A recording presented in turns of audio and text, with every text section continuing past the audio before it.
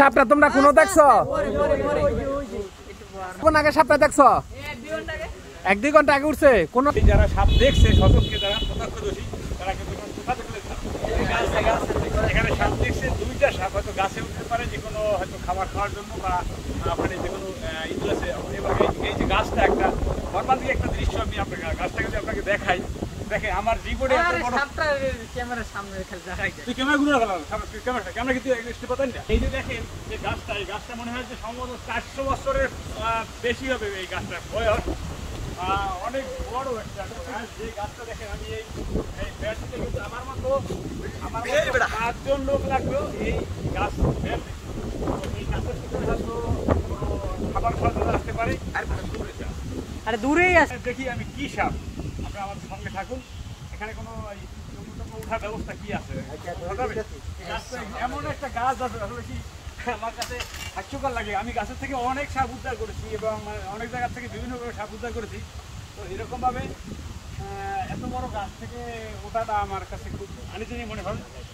তো দর্শক নিয়ে আসেন, দেখেন আমার এই যে যুবক গাছের এলাকা, যুবক গাছের দেখেন, তারা কিন্তু আমাকে অত্যন্ত সহযোগিতা করতেছে। এটা চঙ্গ তারা নিয়ে আসছে। ঘুরাই দাও চঙ্গটা। এরকম থাকে।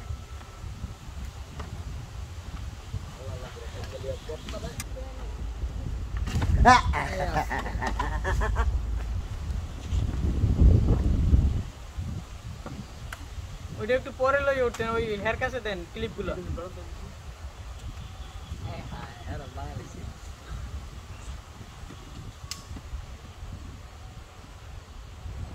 এই আর নিরাপদ আলার সমস্যা আলা ভাঙ্গা বললো।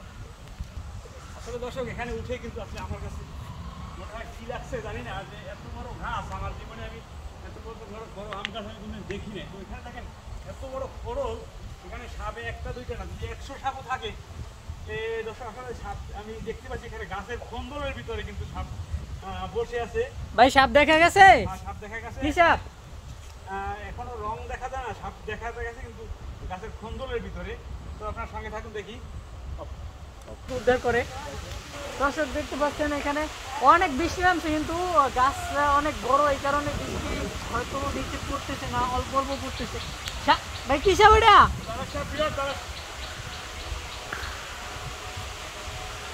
দেখেন কত বড় একটি সাপ উদ্ধার করতেছে ওখান থেকে।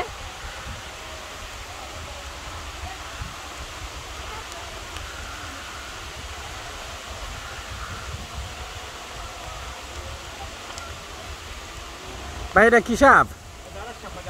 সাপ কেন আরো আছে? ভাই সাবধানে দেখেন। আচ্ছা এটা হাতে রাখে সতর্ক ভাবে এটা উদ্ধার করে আবার নামো, বৃষ্টি নামতেছে। এটা নির্বিষ সাপ, এটা কোনো ক্ষতিকর না। তো এটা একদম নির্বিষ। আরো একটি আছে কেউটিয়া সাপ, আমি দেখতে পাচ্ছি গাছের গর্তের ভিতরে, গাছের গর্তের ভিতরে ওখানে উঠে বের করতে হবে।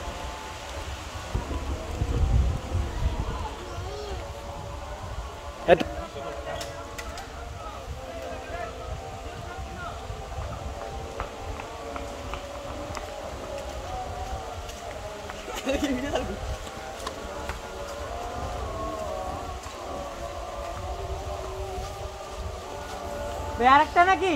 আরেকটা বিশুদ্ধ সাপ দেখা যাচ্ছে, আমি ধরে ফেলছি।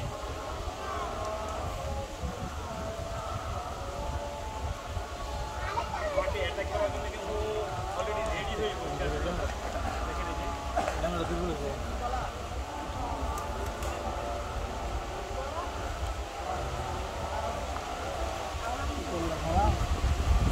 ভাই অনেক জোরে বৃষ্টি হইতেছে, তাড়াতাড়ি করেন।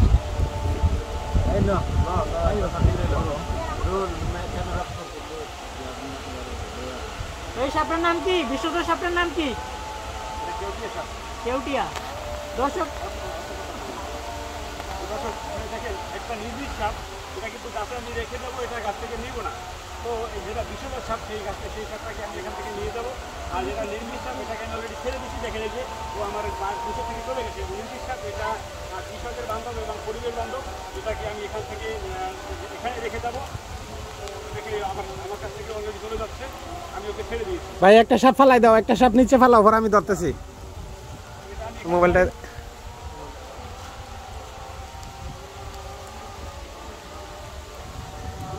আর এটা আমি গাছে রেখে দেবো, এটা আমি এখানে গাছে রেখে দিচ্ছি, রেখে রেখে গাছে চলে যাচ্ছে।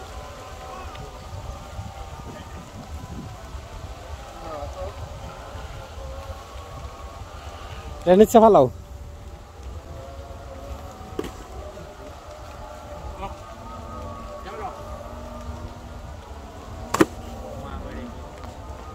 এখন আমি নিচে নামবো,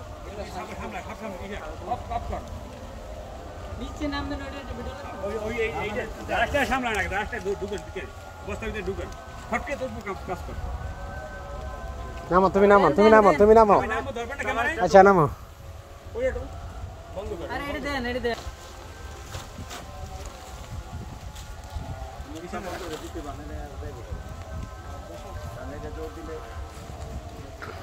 আমি সাপ কিন্তু বিশুদ্ধ সাপটাকে নিচে রেখেছি, এখানে নিচে নামতেছি, নিচে নামবো। ওই সাপটাকে গাছের গোড়ায় কিন্তু আবার উঠার জন্য চেষ্টা করতেছে। এই যে সাপটা কিন্তু আবার গাছের থেকে উপরে উঠার চেষ্টা করতেছে। কিভাবে যে সাপটা উপরে উঠছে জানি না আমি। ক্লিপ আগে ফালাই দাও, ক্লিপটি ফালাই আবার উঠার চেষ্টা করো।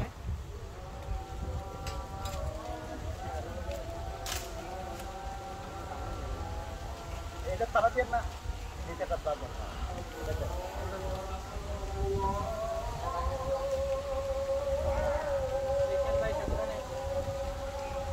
আস্তে করে নামো, সাবধান নামো।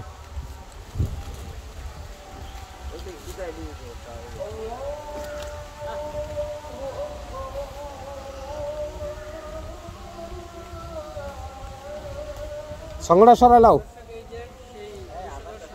হ্যাঁ এটা ধরে লাও, সাপ যাইতেছে গা। তো সার দিতে পারবে না দর্শক, আপনাকে কিন্তু আমি বের করতে পারছি এখান থেকে। এই যে গাছ, এটা কিন্তু 400 বছরের একটা পুরানো গাছ সম্ভবত।